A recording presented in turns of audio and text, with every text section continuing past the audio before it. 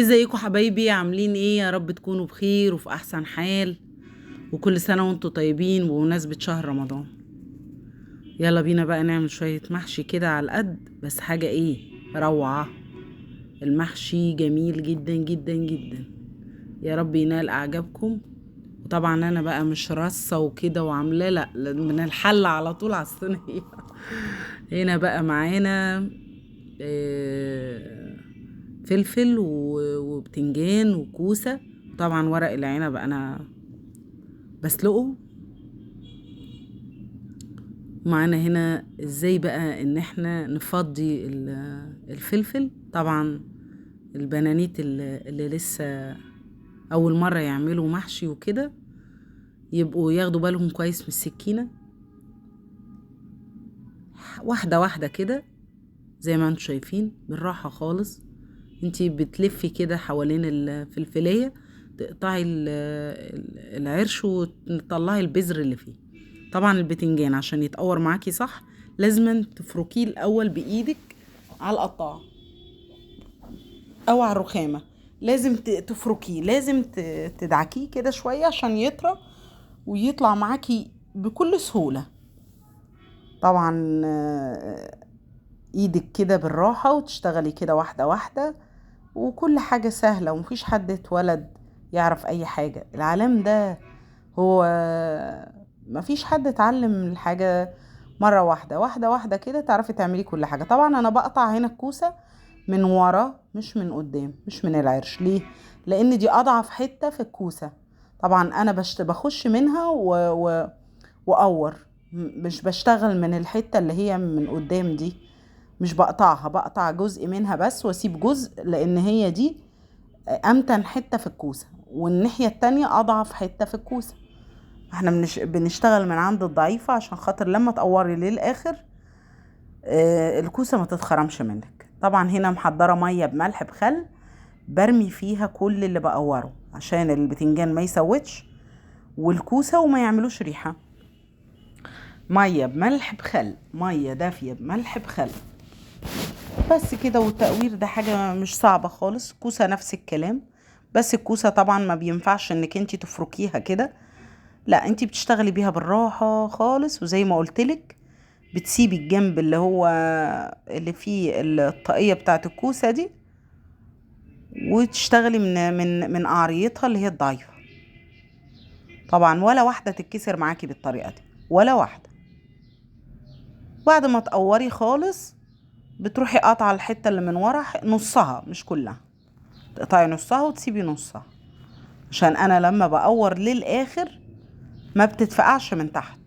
لكن لو اشتغلتي من الاتجاه الضعيف طبعا كله هيتكسر معاكي. بس كده، سهلة جدا وبسيطة ومفيهاش اي تعقيدات. اهي هعمل واحدة تاني. بصي، تقطعي نصها بس زي ما انت شايفة كده. البتنجان لازم انت تفركيه كده قبل ما تقوري، بصي يطرى معاكي ويطلع بكل سهولة كل اللي فيه، وتلاقي البتنجان عمل زي الورقة كده. سهل جدا الطريقة دي وبسيطة، وهتعجبك خالص في التقوير. تقدري تعملي 20 كيلو بتنجان. تخلي العيال كده تدعكلك البتنجان كده على الرخامة، تكون انت ايه، قورتيه في ثواني. تعملي ولو 10 كيلو. زي ما انت شايفة كده البتنجان بقى زي الورقة.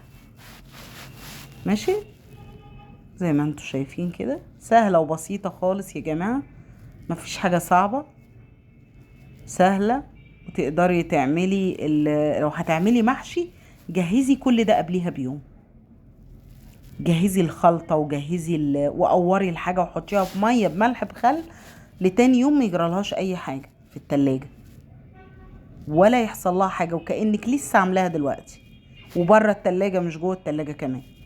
طبعا احنا هنا مسكنا الخضرة غسلناها. كل ده يا جماعة اعمليه بالليل. اصحي الصبح احشي على طول، بس من بالليل، عشان طبعا انتي بتبقي صايمة وتعبانة. وانتي فترة اشتغلي وضبي واعملي كل اكلك من بالليل، جهزيه من بالليل. طبعا دي خضرة، بقدونس وكزبرة وشبت، غسلناهم كويس ونقيناهم من اي حاجة وحشة فيهم، ونبدأ بقى ان احنا نقطع كده زي ما انتوا شايفين بس كده. وبرضو حطيتهم في حلة او في كيس في التلاجة، اي بلاستيكة اي غطا في كيس في التلاجة، في اي بلاستيكة محكمة الغلق، وشيليهم.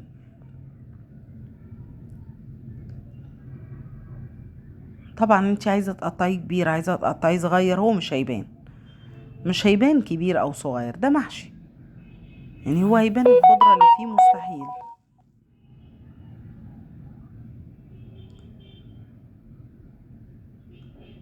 انتي تقدري تقطعي كل الخضرة دي وتحطيها في علب. انا بعمل سلطة للبيت بالمناسبة الخضرة دي من الاسبوع للاسبوع في التلاجة، علبة عاملاها مخصوص للسلطة. فده سهل جدا، تعملي الخضار وتنضفيه وتقطعيه كل يوم بالليل لسلطة لخضرة. ما تشتغليش الصبح وانتي صايمة وتعبانة، جهزي حاجتك كلها من بالليل بس كده. احنا كده ايه، جهزنا المحشي كده. جينا الورق العنب برضو قطعت العصاية اللي فيه ورصيته كله كده فوق بعضه عشان يبقى سهل. كده جهزنا الحاجات اللي اتقورت، وجهزنا ورق العنب وجهزنا الخضرة. طبعا الحشو ده انا مش برميه، لا العصي ولا الحشو ده، انا بحطهم في قعرية الحلل. عشان ايه؟ عشان خاطر بيدي طعم حلو قوي وبيمنع ان القعرية تتحرق لو النار عالية. جبت هنا 3 بصلات حلوين وسط، خرطتهم وهديهم كده تشويحة. انا مش هحمر البصلات زي ما انتوا شايفين كده، يا دوبك شوحتهم كده، لسه لا صفرت ولا حاجة. حطيت طبعا الطماطم، ربنا يخلي لنا الطماطم طبعا اللي هي متفرزة، هي دي المنقذ الوحيد لينا. طبعا عندكم فيديو لطريقة تفريز الطماطم، ارجعوا له لو ما حدش شافه، او هحط لكم اللينك بتاعه في اخر الفيديو. اهو هنا بقى التوابل: ملح، كزبرة، فلفل اسمر، كمون، 7 بهارات، شطة، بابريكا، سكر، نص معلقة سكر او معلقة صغيرة سكر، وحطيت الخضر. هكتب لكم كل البهارات دي في صندوق الوصف. طبعا انا طفيت كده النار، بس هو الصلصة سخنة، بس انا طفيت النار لان ما ينفعش تسيبي النار. وجيت هنا حطيت كيلو ونص رز، كيلو ونص رز. بس على فكرة للأمانة بعد ما حشيت نص الكمية حطيت كوباية تاني، لأن لقيت الرز خلص، والكمية بتاعت الورق العنب والبتنجان كانت كتير. خلاص كده. طبعا أنا هوريكم طريقة الحشو بالجلافز وطريقة الحشو من غيره طبعا، لأن أنا طبعا مش بحشي بالكوانتي، مش بحشي بالجوانتي خالص للأمانة. يعني للأمانة يا جماعة أنا مش بحشي بجوانتيات ولا بحشي بمعلقة، أنا بحشي بإيدي، بس عشان محدش يقول ياي دي بتعمل بإيديها. دي أنا وريتكم كده، هوريكم كده وهوريكم كده. طبعا اللي بتحب الجوانتي هتلبسه، اللي مش بتحب الجوانتي مش هتلبسه. طبعا ست البيت طول ما هي شغالة في المطبخ ايديها في المية وايديها نظيفة جدا زي ما انتوا شايفين كده. طبعا الحشو بالجوانتي ده صعب قوي، بس يلا هوريكوا ده وهوريكوا ده. طبعا انا لابسه جوانتي في ايد واحده. انا من النوع اللي بحب احشي على ايديا، ما اعرفش احشي ورق العنب على ترابيزه او على صينيه او على حاجه، لا لا، مش بعرف خالص يا جماعه. انا لازم احشيه على ايدي كده واحس بيه والفه كده وابرمه كده زي ما انتوا شايفين كده. طبعا انا مقربه الكاميرا خالص على حله ورق العنب، ولكن صباع ورق العنب ده قد عقلتين صباع بالظبط، قد عقلتين الصباع.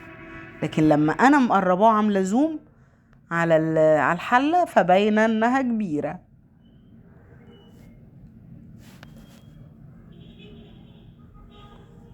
طبعا زي ما انتوا شايفين كده انا وريت لك طريقة اللف، بس انا اشتغلت كله بسرعة. طبعا هيزيد منك شوية رز، هيزيد منك الحلال اتملت، زاد منك حبة رز، زاد منك حاجة، ما ترميهاش، ما تقوليش لا بقى خلاص كده. برغم ان انا عندي طيور في البيت، ولكن لا، مش بستخسر خالص ارمي الاكل اللي بيزيد، بتصرف له. هنشوف دلوقتي لو زاد حاجة هنعمل ايه. اهو يا جماعة ادي انا بحب بقى اعمل في قعرية الحلة بتاعت ورق العنب، احب احط فلفلايتين وبتنجانتين وكوستين كده، وبيدوا طعم حكاية يا جماعة. وبعمل نفس الطريقة من فوق، بس ما زادش الا بتنجان وفلفل فحطيت ليه، بيدوا طعم حلو قوي. هنا زاد بقى حبة رز صغيرين وحبة ورق عنب. اسكت؟ لا ما اسكتش. جبت علبة كده من اللي هي محكمة الغلق، وبدأت اعمل ايه، احشي شوية الرز دول. طبعا انا هنا بحشي بايدي اللي هي طريقتي، وبرضو بالمعلقة مش بحشي، انا بحشي بايدي. بس انا عشان الرز اعمله بكمية قليلة، فايه المعلقة الصغيرة دي بتقيم لي حبة الرز اللي هحطهم في صباع العنب. طبعا احنا ما ننساش طبعا ان ورق العنب احنا بنحشي على الجنبة الخشنة، مش الناعمة. الناعمة تبقى من بره، والخشنة اهي زي ما انتوا شايفين هي اللي من جوه. يا جماعة ركزوا في الحتة دي قوي. طبعا انا حتى لما برص ان الخشنة تبقى من على وش الكمية، بس طبعا لما واحدة فوق واحدة فوق واحدة، ف زي ما انتوا شايفين كده. طبعا بتبقى الورقة صغيرة بحط ورقتين.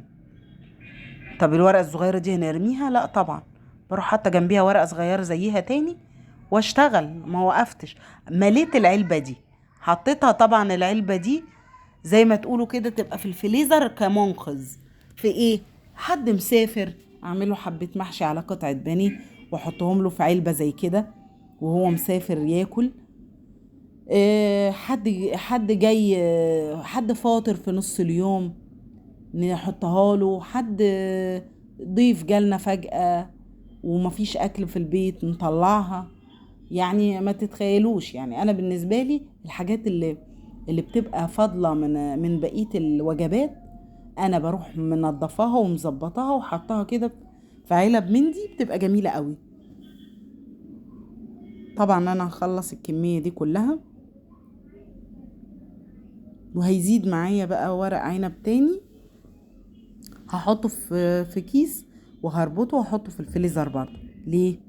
يعني مثلا عندي شوية رز زادوا من حبة محشي عملتهم، بعد كده اروح مطلعه ورق العنب ده وحشيهم وبرضه حطهم في علبة كده زي ما انتم شايفين. ما نرميش حاجة ابدا، ما نسيبش حاجة ابدا من مكاننا، كل شيء بينفع. جوزك مسافر، جوزك انت عاملة بواقي اكل انت والعيال وهو ما بيحبش الاكل البايت، تروحي مطلعه حبة المحشي دول رصهم في حلة وتروحي عاملاهم وتقولوا له عملتهم لك مخصوص. طبعا الاكل الفريش ده حاجة تانية. وطالما انتي حشيتيه وفرستيه على طول وجيتي تعمليه بعد اسبوع بعد 2، كأنك لسه عاملاه دلوقتي، لان انتي حفظتيه وهو فريش. فالفريزر وظيفته ان هو يخلي الحاجة فريش لغاية ما تطلعيها وتعمليها، بس طبعا لمدد معينة مش بالشهور. زي ما انتم شايفين يا جماعة مفيش احلى من لف ورق العنب.